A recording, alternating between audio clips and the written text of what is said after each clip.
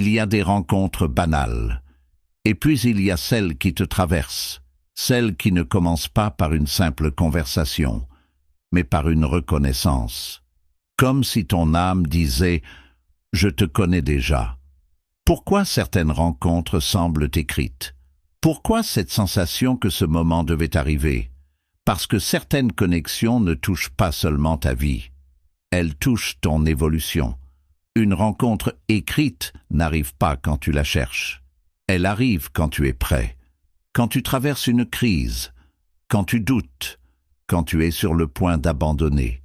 Et soudain, quelqu'un entre dans ta vie et agit comme un miroir, pas un hasard, un déclencheur. Ces personnes apparaissent souvent au carrefour de ton existence. Elles marquent ton rise, elles marquent un avant et un après. Une rencontre ordinaire te divertit. Une rencontre écrite te réveille.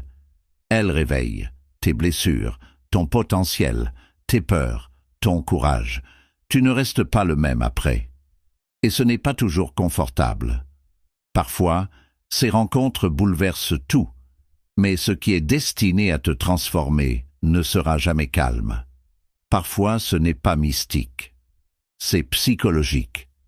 Ton cerveau est attiré par des profils qui correspondent à tes schémas profonds, des dynamiques familiales, des blessures non guéries, des besoins affectifs anciens.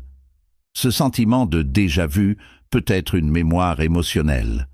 La vraie question n'est pas « est-ce écrit ?» mais « pourquoi cette personne active-t-elle quelque chose d'aussi fort en moi ?» Toutes les rencontres ne sont pas faites pour durer. Certaines sont faites pour t'enseigner une limite, t'apprendre à t'aimer, te confronter à ta peur, t'obliger à grandir. Elles semblent écrites parce qu'elles sont nécessaires. Pas pour toujours, mais pour maintenant. L'être humain a besoin de sens. Quand une connexion est intense, quand le timing est parfait, quand les coïncidences s'alignent, ton esprit cherche une explication. Et parfois, ce n'est pas que c'était écrit, c'est que tu étais prêt à le voir.